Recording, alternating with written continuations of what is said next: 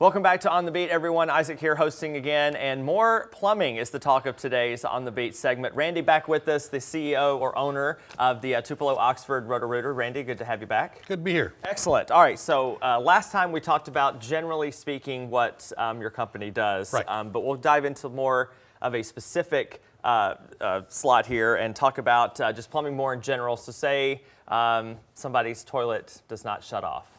What's the problem? Well, good. Well, a running toilet, that's what we call it.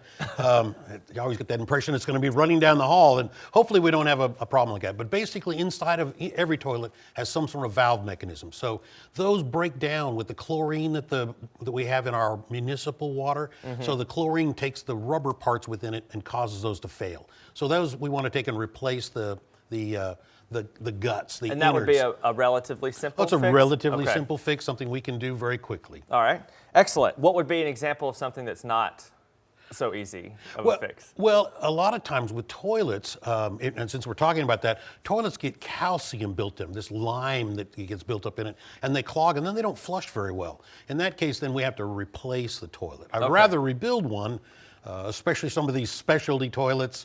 We run into those lovely turquoise that Grandma wants to keep, right? So we want to try to keep those going. All right, so it's hot water in general. Let's talk about that really fast. Speaking of bathroom, shower, or even the sink, regardless of the case, what happens if it runs out after 15, 20 seconds? Well, a water heater, usually an electric water heater is where you run into that problem. Most water heaters today have a couple of elements that heat the water, and those elements do fail at different times. And when they do, then you'll start seeing we call a short cycle of water. You won't get all of the 40 gallons or 50 gallons heated properly. So again, that's a fairly easy repair we can make to the water heater, extend the life of it. All right, so let's stay in the kitchen and talk about garbage disposals. I actually don't have one. I'm looking to get one. But what would be something that you should not put in one? Well, garbage disposals, I think my wife likes to abuse ours because she says, you're a plumber, you can take care of it. But potato peelings, anything that's got a lot of material to it that's going to cause, it's really not the garbage disposal that stops up as much as it is the pipe that comes off the garbage disposal and into your drain. So we normally recommend scrape everything off into the trash can and then use your sink and your garbage the disposal. Crumbs are okay. The crumbs are okay, generally right, speaking. Right. So say something gets backed up or clogged, chemical drain cleaners, yes or no? We're not a fan of chemical drain cleaners because you're putting an acid down there. Now there is a lot of bacteria or enzyme-based products that are preventative, and we have one, and there's a number on the market. But when you're using a bacteria-based product, it helps dissolve the material naturally and not using something like an acid to damage. And an acid would be something that would be forced?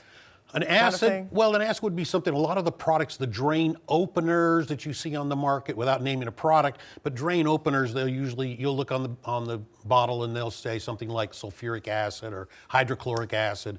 And so those are the ones I think you want to stay away from. All right, because we see a lot of damage. All right, last question. Assuming it's not food, how else can a drain maybe get clogged? Well, we get a lot of things. If you're talking about the shower, we get our hair. I don't have that problem, but hair is a number one cause in the bathroom. And then just the normal shaving cream, those kind of things. In the kitchen, it's food products, and we put a lot of grease down our drain. So the kitchen, it's almost always grease. If we get outside the home, then it's going to be roots and other types of settling in the ground that affect the sewer lines, and that's what causes things to stop up. Well, good specific talk today, Randy. We sure appreciate your time. And if you'd like some additional information about anything we've talked about today, you can head over to the information there listed on your screen. We'll be back after this.